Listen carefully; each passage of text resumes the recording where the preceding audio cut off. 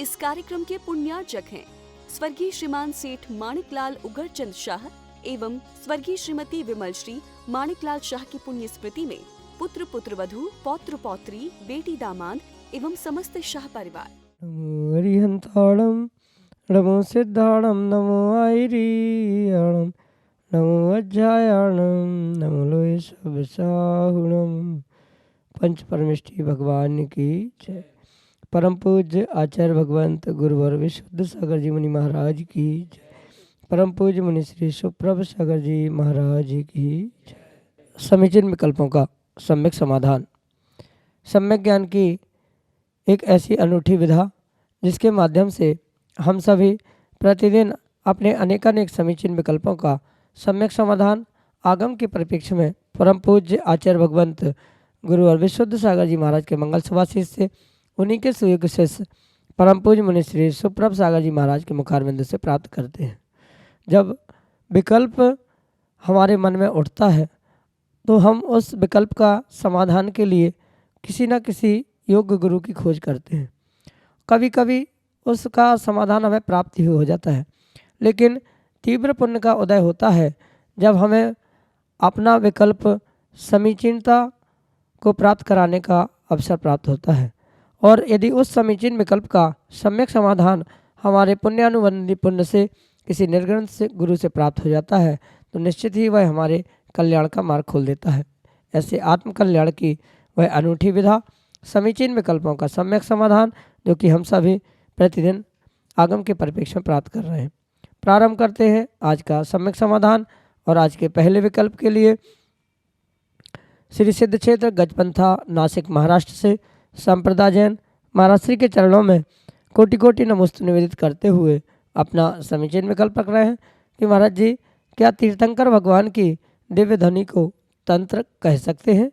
हमारे समीचीन विकल्प का सम्यक समाधान करने की अनुकंपा करें। नमोस्तु महाराज जी नमोस्तु। ओम नमः सिद्धम। परम पूज्य आचार्य भगवान गुरुवर विशुद्ध सागर जी महाराज के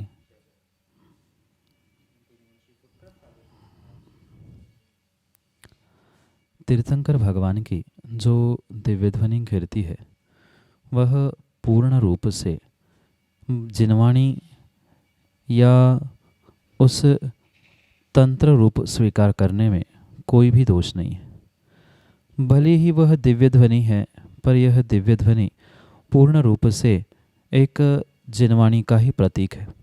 भगवान तीर्थंकर अपने केवल ज्ञान से चराचर को जानते हैं और उस चराचर को जानने के साथ साथ जो सामान्य जीव है, अन्य तीन गति के जो जीव है, उन तीनों गति के जीव जो समोशन में विराजमान होते हैं उनके लिए अपने उस दिव्य ध्वनि ओंकारमयी दिव्य ध्वनि के माध्यम से सभी के कल्याण के मार्ग को प्रशस्त करते।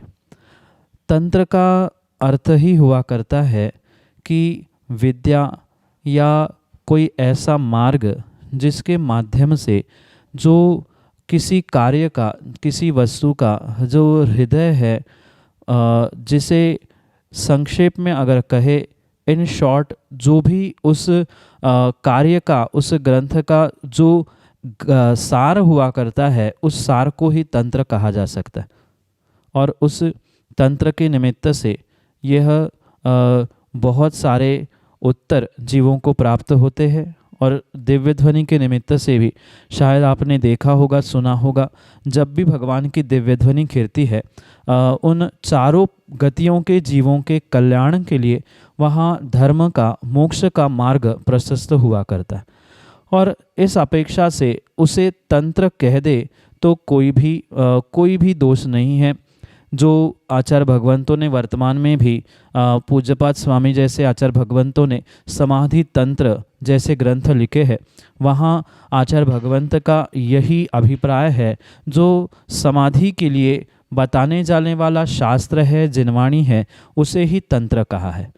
मंत्र भी उस दिव्य ध्वनि से बनते हैं, शास्त्र रूपी तंत्र भी दिव्य ध्वनि से ही प्राप्त होते हैं। इसलिए ये मंत्र, तंत्र आदि रूपी इस दिव्य ध्वनि को स्वीकार करना, इसमें कोई भी किसी भी प्रकार से दोष नहीं है।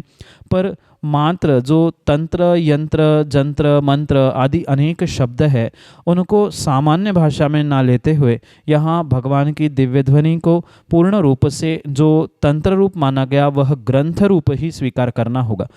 अगर आपने कभी स्वाध्याय के पूर्व में ये सुना होगा, जो प्रतिज्ञा की जाती है स्वाध्याय के पूर्व में ओंकारम बिंदु संयुक्तम आदि पढ़ते हुए प्रथम ग्रंथकर्ता वहाँ नहीं कहा जाता, अपितु वहाँ प्रथम तंत्रकर्ता ही कहा जाता है।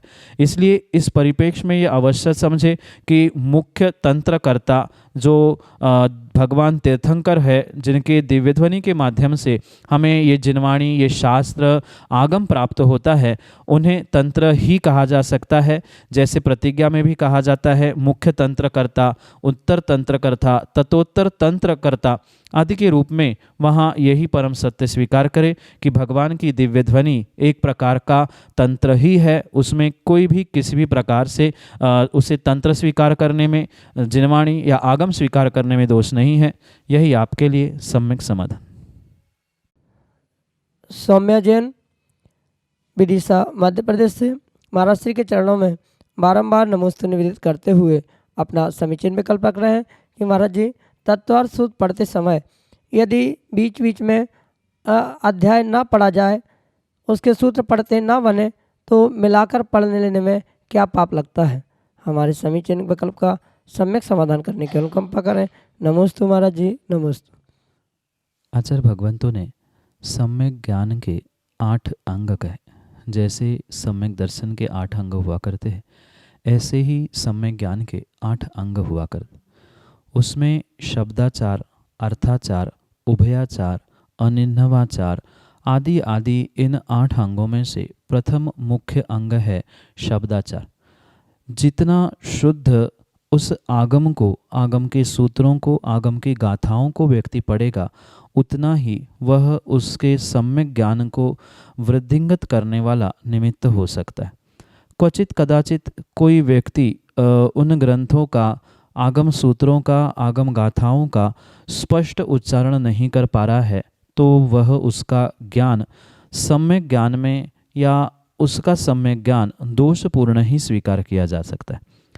इसलिए ये समझना, चाहे तत्वार्थ सूत्र के सूत्र हो या अन्य भी कोई ग्रंथों के सूत्र या गाथा आदि क्यों ना हो, अगर किसी कारण से उनका व्यवस्थित उच्चारण नहीं बन पा रहा है, सूत्र नहीं बन पा रहे हैं, अध्यायों का उच्चारण नहीं बन पा रहा है, तो उसे छोड़ देना, उसे तोड़ मरोड़ कर अपनी भाषा में जैसा बने वैसा पढ़ना किंचित भी उचित नहीं है। प्रयास यही करना पड़ेगा कि उन सूत्रों को हम किस प्रकार से अच्छे से पढ़ सकते हैं। जैसे अगर तत्वार्थ सूत्र को लेकर ही समस्या है, तो ये तत्वार्थ सूत्र का वर्तमान में बहुत सारे स्थानों पर, जैसे यूट्यूब आदि के माध्यम से आप उसका उच्चारण सुने, कहाँ पर आप अटक रहे हैं, कहाँ आप भूल कर रहे हैं, उसको समझे और उसे पुनः पुनः ठीक करने का प्रयास करें। वर्तमान में बहुत सारी ऐसी टेक्नोलॉजी और बहुत सारे ऐसे कार्य वर्तमान में प्रारंभ हो चुके हैं, जिसके निमित्त से आप अपने इस सम्यक ज्ञान को बढ़ाने के लिए अनेकानेक निमित्तों को प्राप्त कर सकते हैं। जैसे कि मैंने अभी कहा, यूट्यूब के माध्यम से बहुत सारे स्थानों पर तत्वार्थ सूत्र के अध्यायों को पढ़ाया जाता है, उसका उच्चारण सिखाया जाता है। धारावाहिक प्रवाह से तत्वार्थ सूत्र के सूत्रों का वाचन भी आपको शायद यूट्यूब आदि के माध्यम से मिले। तो जहाँ जहाँ आपको ऐसा प्राप्त हो, आप उसे पढ़े, उसे सुने, उसे सुनते सुनते उसके साथ उच्चारण करने का प्रयास करें। जितना इसका अभ्यास बढ़ेगा, उतना उतना ही विशेष आप अपने कर्मों की निर्जरा करने के लिए कार्य कर सकते। क्योंकि ऐसा कहा जाता है, तत्वार्थ सूत्र आदि आगम ग्रंथों को पढ़ने से जीव नियम से अपने कर्मों की निर्जरा को प्राप्त होता है, और कर्मों की निर्जरा को प्राप्त करने के लिए उसका शुद्ध उच्चारण, उसका व्यवस्थित अर्थ, ये सब कुछ ज्ञात होना, जानना परम आवश्यक हुआ करता है। इसलिए इस बात का ध्यान रखते हुए आप तत्वार्थ सूत्र पढ़ते समय अध्यायों को ना छोड़े, उसे किसी अन्य समय में यानी जब आप पाठ करते हैं उसके अलावा अन्य समय में उसका उच्चारण करना सीख ले। क्रम क्रम से उसका उच्चारण कैसे होता है, शुद्ध अर्थ क्या है आदि सबको पढ़ते हुए ही आप अगर वह पठन कर रहे हैं, पाठन कर रहे हैं, पाठ कर रहे हैं तो कर्मों की निर्जरा होगी। अन्यथा अशुद्ध उच्चारण के निमित्त से उसे तोड़ मरोड़ के पढ़ने से, किसी सूत्रों को छोड़ देने से नियम से आपको पाप लगेगा। माना कि सामने लिखा कुछ है और आप उच्चारण नहीं कर पा रहे और गलत पढ़ रहे हैं तो वहाँ हो सकता है ज्ञानावरणी दर्शनावरणी कर्मों का भी आश्रव बंद होने की संभावना है। इसलिए सर्वोत्कृष्ट बात यही है कि जहाँ से हम पढ़ सके, अगर कोई साक्षात गुरु पढ़ाने के लिए है, कोई विद्वान ज्ञानी है जिनसे हम पढ़ सकते हैं, समझ सकते हैं, तो सबसे पहले उनसे पढ़े। नहीं तो वर्तमान की बहुत सारी तकनीक सामने है, उनके माध्यम से हम अपने शब्दों को ठीक करने का प्रयास करें और पुनः पुनः उसका अभ्यास रिवीजन करते हुए उसका शुद्ध उच्चारण करने का प्रयास करें। क्योंकि अशुद्ध उच्चारण करना, छोड़ना आदि आदि के निमित्त से पाप अवश्य ही लगेगा। पुण्य की प्राप्ति के लिए आप अपनी भावों की विशुद्धि बढ़ाएं। उस ज्ञानावरणी दर्शनावरणी कर्मों के आश्रव से बचने के लिए आप अपने उच्चारण को शुद्ध करें और शब्दाचार, अर्थाचार और उभयाचार इन सभी का ध्यान रखते हुए अपने ज्ञान को सम्यक ज्ञान बनाने का प्रयास करें। यही आपके लिए सम्यक समाधान।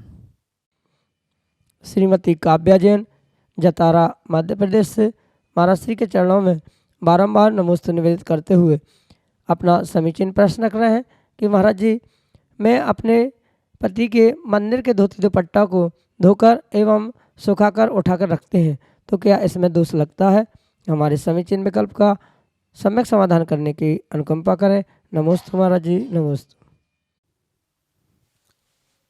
आगम के परिप्रेक्ष्य में आगम की व्यवस्था और वर्तमान में देखने में आने वाली भिन्न भिन्न व्यवस्थाओं को, क्षेत्रीय परंपरा को हमें बहुत अच्छे से समझने की आवश्यकता है। क्योंकि पूजन आदि आदि करने की, उसके लिए शुद्ध वस्त्रों की व्यवस्था, ये तो आगम में कई कालों से, अनादि कालों से चलने वाली व्यवस्था है। इसलिए इस विषय में हम व्यवस्थित ये बातों का निर्णय करें कि जो ये वस्त्र, धोती दुपट्टा आदि आदि जो पूजन अभिषेक के निमित्त से पुरुष वर्ग पहनता है, उसके लिए पूर्ण रूप से शुद्धि का ध्यान रखना आवश्यक है। आगम के परिप्रेक्ष्य में इसमें कोई भी दोष नहीं है। कोई महिला अपने उस पति के धोती दुपट्टे को शुद्ध सोले में उठाकर अलग रखे, उससे वह अभिषेक पूजा करे, इसमें वैसा वास्तविक कोई दोष नहीं है। पर क्षेत्रीय परंपरा, स्थानीय परंपरा आदि को देखते हुए ये निर्णय करना होगा कि कई स्थानों पे जहाँ ये वर्जित माना जाता है, उन स्थानों पर इन्हें ना किया जाए। जबकि आगम में इसका ऐसा कोई भी वर्णन नहीं आता। मात्र आगम में यही वर्णन प्राप्त होता है कि पुरुषों को शुद्ध धोती दुपट्टा में ही भगवान का अभिषेक पूजन करना चाहिए। वह किसके द्वारा उठाना चाहिए, कौन नहीं उठा सकता, कौन स्पर्श नहीं कर सकता, ऐसा कोई भी प्रमाण आगम में प्राप्त नहीं होता। पर ऐसा भी कहा जाता है कि जो जनपद सत्य है, लोकमत सत्य है, उसे समझते हुए क्षेत्रीय परंपरा को भी कुछ अंशों में समझते हुए नहीं करना चाहिए। ये परम सत्य होने पर भी आगम में उसका किसी भी प्रकार से कोई निषेध नहीं है। क्योंकि धोती दुपट्टा सूखने के बाद शुद्ध हो जाता है और वह शुद्ध वस्त्र आप अपने शुद्धि में उठा रहे हैं पूर्ण रूप से, तो उसमें कोई दोष नहीं है। पर जो देखने में वर्तमान में आता है कि लकड़ी के माध्यम से या किसी अन्य कारणों से उसको उठाना, पुनः पन्नी आदि में रखना, ये व्यवस्था आगम में नहीं है। अगर आप शुद्ध सोले में हैं तो उस शुद्ध सोले के व्यक्ति के द्वारा, वह कोई भी क्यों ना हो, उसे वस्त्रों को उठाकर सुखाकर व्यवस्थित रख लेना, उसे पहनकर पुरुष वर्ग अभिषेक पूजा करे, इसमें आगम के परिप्रेक्ष्य में दोष नहीं है। यद्यपि क्षेत्रीय परंपरा इसे स्वीकृत नहीं करती, पर आगम के परिप्रेक्ष्य में इसमें दोष नहीं है। और उस आगम की परिप्रेक्ष्य और क्षेत्रीय परंपरा, इन दोनों का तालमेल बैठाल कर ही व्यक्ति को इस विषय में निर्णय करने की आवश्यकता है और उसे समझते हुए ही ये विचार किया जाए क्या करे क्या नहीं करे। उसी अनुसार ही दोष रहित कार्य श्रेष्ठतम है, पर आगम के परिप्रेक्ष्य में कोई दोष, कोई पाप बिल्कुल भी उसमें नहीं है। पर लोक परंपरा, क्षेत्रीय परंपरा को समझते हुए ही आप कार्य करें, यही आपके लिए सम्यक समाधान। श्रीमती सावित्री जैन, औलिया, रानीपुर, उत्तर प्रदेश से महाराज श्री के चरणों में बारंबार नमोस्तु निवेदित करते हुए अपना समीचीन विकल्प रख रहे हैं कि महाराज जी, पूजन के स्थाप में जो जल आदि होता है उसे कहाँ डालना चाहिए। हमारे समीचीन विकल्प का सम्यक समाधान करने की अनुकंपा करें। नमोस्तु महाराज जी, नमोस्तु। पूजन करते समय जो स्थाप या ठोना में पूजन का स्थापना आदि की जाती है, वहाँ उस स्थापना के निमित्त से बहुत सूक्ष्मता से उस पूजन की व्यवस्था, स्थापना की व्यवस्था को समझने की आवश्यकता है। उस ठोने में या स्थाप में जो भगवान की स्थापना या पूजा करते समय देवशास्त्र गुरु का जो आह्वान किया जाता है, वहाँ किसी भी प्रकार से ठोने में हम भगवान को नहीं बुलाते हैं, ना देवशास्त्र गुरु को विराजमान करते हैं। मंत्र भी स्वाभाविक रूप से यही कहते हैं कि अत्रो अत्रो मम सन्निधो, हम अपने हृदय में प्रभु को, गुरु को, देवशास्त्र गुरु, पंचपरमेष्ठी आदि को आमंत्रित करते। वहाँ ठोने में या स्थाप में मात्र संकेत रूप से चावल हो या कोई लौंग आदि के माध्यम से स्थापना की जाती है, आह्वान किया जाता है कि हमने इतने प्रकार से पूजा में स्थापना प्रारंभ की है, इन भगवानों की पूजा की, इतनी पूजा की। ये एकमात्र संकेत रूप उस ठोना या स्थाप की व्यवस्था होती है जहाँ लौंग आदि के माध्यम से स्थापना की जाती। इसलिए ये पहले निर्णय करें कि वहाँ किसी भी प्रकार से कोई भगवान को आमंत्रित नहीं किया गया है कि जिसका विसर्जन करके वह गंधोदक का रूप बन जाए। एकमात्र सांकेतिक चिन्ह, सांकेतिक कार्य वहाँ पर किया जाता है जो कि स्थापना में लौंग आदि रखी जाती है। वह किसी भी प्रकार से भगवान का आकार, भगवान की स्थापना बिल्कुल भी नहीं है। भगवान को तो हम हृदय में ही स्थापित करते हैं। वहाँ मात्र एक सांकेतिक क्रिया होने से उसके विसर्जन के उपरांत वह किसी भी प्रकार से कोई गंधोदक नहीं बनता। बहुत सारे जीवों का ये मानना होता है कि वह जब भगवान को हमने आमंत्रित किया है, आह्वान किया है, तो उसमें विसर्जन के बाद पानी डालने से वह भी गंधोदक हो जाएगा। तो वह किंचित भी किसी भी प्रकार से गंधोदक नहीं होता। वहाँ ना भगवान का आमंत्रण है, ना भगवान की स्थापना है। स्थापना हृदय में है। वह संकेत रूप से चढ़ाए गए वह चावल या लौंग आदि कार्य वहाँ पर होते। इसलिए जो जल विसर्जन के निमित्त से उन स्थाप या ठोना में चढ़ाए जाते हैं, उसकी आशिका लेना ऐसा ही शब्द प्राप्त होता है। वहाँ गंधोदक लेना यह कहीं भी शब्द प्राप्त नहीं होता। गंधोदक तो मात्र पंच परमेष्ठी की प्रतिमा आदि आदि के निमित्त से ही जो जल उनके ऊपर चढ़ाया जाता है, चाहे भगवान की प्रतिमा हो, गुरु के चरणोदक हो, ये तभी प्राप्त होता है। ठोने का जल विसर्जन के उपरांत हम गंधोदक के रूप में नहीं अपितु सामान्य आशिका के रूप में ग्रहण करते हैं। तो आशिका के रूप में उसे ग्रहण करने के बाद उसका विसर्जन जरूरी नहीं है कि आप गंधोदक में ही करें। जहाँ सामान्य द्रव्य यानी अष्टद्रव्य जो थाली में चढ़ाई है, उन अष्टद्रव्यों में ही आप उसका विसर्जन करें। या जो जल चढ़ाने के लिए कटोरी या जल चढ़ाने के लिए जो भी सामग्री रखी है, उसमें भी आप उस जल को रख दे, विसर्जित कर दे, तो कोई उसमें दोष नहीं है। पर ये पुनः ध्यान रखें, वह गंधोदक नहीं है। मात्र आशिका के रूप में ही हम उस विसर्जन के जल को जो ठोने में प्राप्त होता है उसे ग्रहण करते हैं। इसलिए वह गंधोदक नहीं है। वह सामान्य द्रव्य के विसर्जन के साथ ही विसर्जित कर दे, जल में विसर्जित कर दे, उसी थाली में भी विसर्जित कर दे, तो कोई उसमें दोष नहीं है। यही आपके लिए सम्यक समाधान। अदिति जैन, सागर, मध्य प्रदेश से अगले समीचीन विकल्प के लिए। तीनों महाराजों के चरणों में नमोस्तु नमोस्तु नमोस्तु। महाराज जी, मेरा प्रश्न यह है कि जो जैसे भविष्य की जो 24 हैं वो तय हैं, तो क्या कौन से आत्मा, जैसे श्रेणिक राजा हैं वो भी तीर्थंकर बनेंगे, तो कौन से तीर्थंकर बनेंगे, क्या यह भी तय है? तो अगर ऐसा है तो जैसे हमारी जो 24 है उसमें आदिनाथ भगवान की समूह शरण में यह हुआ था कि उन्होंने बोला था कि हमारे खानदान से भी कोई आने वाला तीर्थंकर बनेगा। और जब मारीची ने यह सुना तो उसे अहंकार आ गया।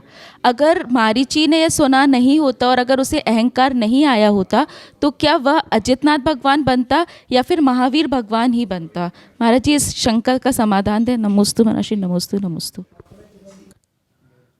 जो भगवान तीर्थंकर बनने का क्रम हुआ करता है वह पहले से ही पूर्ण रूप से तय हुआ करता है। जैसे नरक में बैठा हुआ वह श्रेणी का जीव आने वाले 24 में यानी भविष्यकालीन 24 में तीर्थंकर बनेगा, मात्र तीर्थंकर ही नहीं अपितु वह पहले क्रम का तीर्थंकर बनेगा, ये भी नियत है। और मात्र श्रेणी के जीव के ही बारे में नहीं अपितु जितने भी तीर्थंकर 24 में यानी भविष्य के 24 में आने वाले हैं उन प्रत्येक जीवों का इतिहास प्रमाण सहित हमें आगम में प्राप्त हो सकता है। भले ही वर्तमान में हमारे पास संपूर्ण आगम नहीं है विदेह के तीर्थंकरों का और भविष्य के पूर्ण तीर्थंकरों का वर्तमान में अभाव है आगम प्रमाणों का, पर ये परम सत्य है कि भगवान के केवल ज्ञान में भूत भविष्य और वर्तमान तीनों काल झलकते हैं और तीनों कालों के निमित्त से कौन सा जीव क्या बनने वाला है, कौन से गति से आकर कौन से तीर्थंकर बनने वाले हैं, कौन कौन से स्वर्ग से आने वाला है, ये बिल्कुल पूर्ण रूप से भगवान के केवल ज्ञान में झलका हुआ होता है। इसलिए ये नहीं कहा जा सकता कि जो श्रेणी का जीव है कौन से नंबर का बनेगा, क्या बनेगा, जबकि आने वाले भविष्य के 24 तीर्थंकरों का क्रम बिल्कुल बिल्कुल नियत है। कौन कहाँ से आया, कहाँ से पहुँचने वाला है, ये परम सत्य ही स्वीकार करना होगा। उसी प्रकार से जो हमारी वर्तमान की 24 है उसके विषय में भी हमें यही निर्णय करना होगा कि जो मारीची का जीव तीर्थंकर बनने वाला था, यह जो प्रमाण मिलता है उसे व्यवस्थित आगम प्रमाणों से समझने की आवश्यकता है। जैसे महापुराण जैसे महान ग्रंथ में 24 तीर्थंकरों का चरित्र चारित्र बखान करते हुए आचार्य भगवंत स्पष्ट रूप से कहते हैं कि मारीची भले ही प्रथम तीर्थंकर के समोषण में पहुंचा था, उसे अहंकार हुआ तीर्थंकर बनने के उस बात को समझने से, पर वहाँ स्पष्ट रूप से आगम प्रमाण से ये बात जाने कि वह अंतिम तीर्थंकर 24वें तीर्थंकर ही बनने वाले थे। पर फिर भी वह अहंकार आने से फिर क्या घाटा हुआ, वहाँ ये समझना होगा जो उनकी भवावली थी, वह जो अल्प भवावली थी वह भवावली दीर्घ हुई। अगर माना कि वहाँ उन्हें अहंकार नहीं सताता तो वे तीर्थंकर तो 24वें ही बनने वाले थे, वे अजितनाथ या शांतिनाथ अन्य कोई तीर्थंकर बनने वाले थे ही नहीं। अपितु वहाँ यह प्रमाण समझना होगा कि अगर वह अहंकार नहीं करते, मिथ्यात की स्थापना नहीं करते, 363 मत उत्पन्न नहीं करते, तो हो सकता था कि उनका एकाध दो भव में ही तीर्थंकर बनना संभव था। अंतर इतना वहाँ पड़ा कि जो अनेकानेक पर्यायों को मारीची की बाद उन्होंने प्राप्त किया, कहीं अकौवा की पर्याय उन्होंने प्राप्त की, कहीं वैश्या की पर्याय प्राप्त की, कहीं शेर की पर्याय प्राप्त कर ली, तो ये शूद्र भवों के निमित्त से जो उनकी भवावली यानी भवों की संख्या वहाँ दीर्घ हुई थी, ना कि उनके क्रम का किसी भी प्रकार से कोई उल्लंघन नहीं हुआ। क्योंकि इस विषय को लेकर आगम में और वर्तमान में बहुत सारा ऊहापोह है, पर वास्तविकता यही है कि उनको 24वें ही अंतिम तीर्थंकर ही बनना था। ये भगवान के केवल ज्ञान में झलका था। अगर हम ये माने कि उनको कोई तीर्थंकर बनना था तो क्या भगवान का केवल ज्ञान परम सत्य नहीं था क्या? भगवान को तो बिल्कुल एक एक पल का एक एक समय का हिसाब पक्का उनके केवल ज्ञान में झलकता है। तो उनके केवल ज्ञान में तो ये परम सत्य झलका था, उनके वाणी में भी यही खिराक था कि तुम्हें तो अंतिम तीर्थंकर बनना है। और जैसे ही उसने वह अंतिम तीर्थंकर बनने की बात सुनी थी, तत्क्षण में अहंकार आने से उनका जो भवावली का समय था, यानी जो 2-4 भवों में वे तीर्थंकर बनते, क्या स्वर्ग में जाते, एक ही भव में अगले पर्याय में वो तीर्थंकर बनते, या कोई एकाध और पर्याय प्राप्त करके वो तीर्थंकर बनते, पर छोटे छोटे भवों के निमित्त से वह भवावली को बढ़ाते हुए, भवों की संख्या बढ़ाते हुए अंतिम तीर्थंकर बने। वे अन्य तीर्थंकर बनने वाले नहीं थे। ये क्रम जो जैसा भगवान के दिव्य ध्वनि में, भगवान के केवल ज्ञान में झलका होता है, बिल्कुल वही वैसा ही परम सत्य क्रम से ही जाना जाता है। बिल्कुल वैसा ही होना था जो ज्ञानी ने जाना था, या ऐसा कह दो जो जो ज्ञान भगवान के ज्ञान में झलका था वही उन्होंने दिव्य ध्वनि के माध्यम से कहा, जो होने वाला था। यही आपके लिए सम्यक समाधान। जय जिन बंधुओं, हम सभी लाभ ले रहे थे लोकप्रिय कार्यक्रम सम्यक समाधान का। प्रतिदिन यह कार्यक्रम 5:13 पे यूट्यूब चैनल सुप्रभ उवाच के माध्यम से प्रसारित होता है। मुनिषि सुप्रभ सागर जी का नाम सुप्रभ, वाणी का पर्यायवाची नाम उवाच, सुप्रभ उवाच, यस यूट्यूब चैनल के माध्यम से मुनिषि के प्रवचन एवं ये सम्यक समाधान प्रतिदिन प्रसारित होता है। आप सभी लोग चैनल को सब्सक्राइब करें एवं बेल आइकन को जरूर दबाएं, ताकि नोटिफिकेशन के द्वारा आप सब चीज़ों को अप टू डेट रह सकते हो। सम्यक समाधान यह कार्यक्रम प्रतिदिन ठीक 4 बजे अपने आदिनाथ टीवी चैनल के माध्यम से प्रसारित होता है। एक नया TV channel Adinath TV channel, जिसके माध्यम से यह सम्यक समाधान का प्रसारण ठीक 4 बजे होता है। आप सभी लोग घर बैठे टीवी के माध्यम से भी इस कार्यक्रम का लाभ लेते हुए अपने मन में उठने वाले विकल्पों का सम्यक समाधान प्राप्त कर सकते हैं। 8707548811 यह हमारा व्हाट्सएप का नंबर है। आप इस व्हाट्सएप के नंबर पे अपने विकल्प भेज सकते हैं एवं इस विकल्पों को एकत्रित करके मुनिषि तक पहुंचाया जाएगा और मुनिषि के मुखारविंद से हम सभी लोग उसका सम्यक समाधान प्राप्त करेंगे। अगर आप व्हाट्सएप से टाइप नहीं कर सकते हो तो एक कागज़ पेन पे अपना नाम, अपने शहर का नाम, अपना विकल्प लिख के उसकी फ़ोटो खींच के आप हमें व्हाट्सएप कर सकते हैं एवं उस फ़ोटो को व्हाट्सएप के द्वारा हम तक पहुंचा दें एवं उसके माध्यम से आप अपने विकल्प हम तक पहुंचा सकते हो। samyak.samadhan@gmail.com यह हमारी ईमेल की आईडी है। अगर आप ईमेल के माध्यम से आप अपने विकल्प भेजना चाहते हो, अपने ईमेल के माध्यम से अगर आप ज़्यादा उसको अपने विकल्पों को हम तक पहुंचाना चाहते हो, तो हम अपने विकल्पों को आप जीमेल के माध्यम से samyak.samadhan@gmail.com इसके माध्यम से आप आपके विकल्प हमारे तक पहुंचा सकते हो।